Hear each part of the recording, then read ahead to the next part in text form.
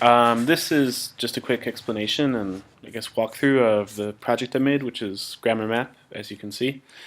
Um, so this is really right now it's aimed at probably lower level students. I don't think there's a reason it couldn't be used by higher level students, but I was really thinking of classes I taught at the A2, B1 level, where students' speech was really quite a mess, and they didn't have a good understanding of grammar or really of the distinctions between different verb tenses.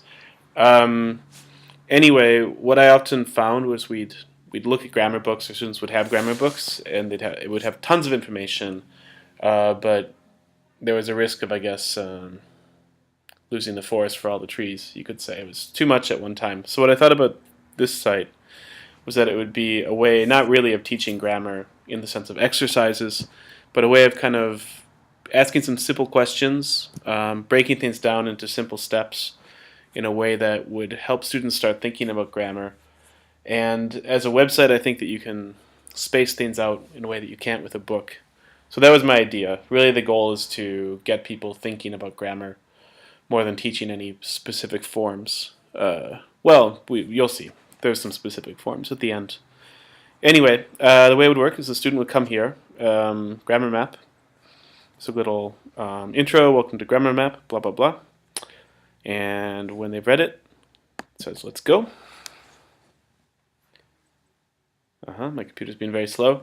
I made this note just so that students would understand how this would work, because obviously it has to be fairly simple. But I was imagining, for example, a student from France who's a little bit confused about present simple tense, present continuous tense, because in French, if you say je mange, that can mean I eat, or that can mean I'm eating, and the distinction's not always clear. So if you imagine a student who maybe knows the word eat, but isn't so confident about which verb tense would fit best, they can either think of it in French or in English, and we're going to begin a series of steps to walk through. Anyway, this is just a little note to highlight that we use different verb tenses in different sentences, but of course, there's limits, so we have to keep it real simple. So let's imagine then. So yes, let's go. All right, and then you get a series of questions. Are we talking about the past, the present, or the future? I thought about saying now, but it seemed a bit weird. I wanted to keep the language very simple and really try to avoid lots of grammar talk, but there's limits. So the present, are we talking about something that is always true? We'll say no. They could say yes. Is it something happening again and again? So this hypothetical student's imagining eating, and yes, I eat again and again.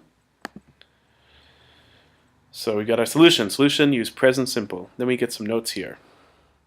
And it just outlines some basics. This would be explaining present simple for habitual action. It says next. This would be enough maybe, but I did make some next questions so they can get more detailed. So how would you like to use present simple? I want to ask a question. I want to tell you something. Again, I was trying to avoid grammatical jargon because students may not know that. I realize that makes it look, occasionally can make it look a bit weird, but that was my choice. So I want to tell you something.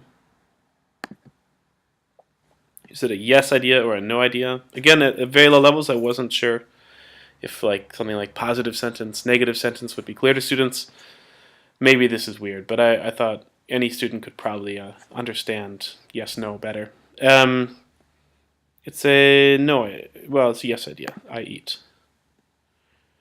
Is your verb to be, or is it something different? I wanted to differentiate to be because I think that's a common area of confusion with students. But obviously, to be has quite different forms.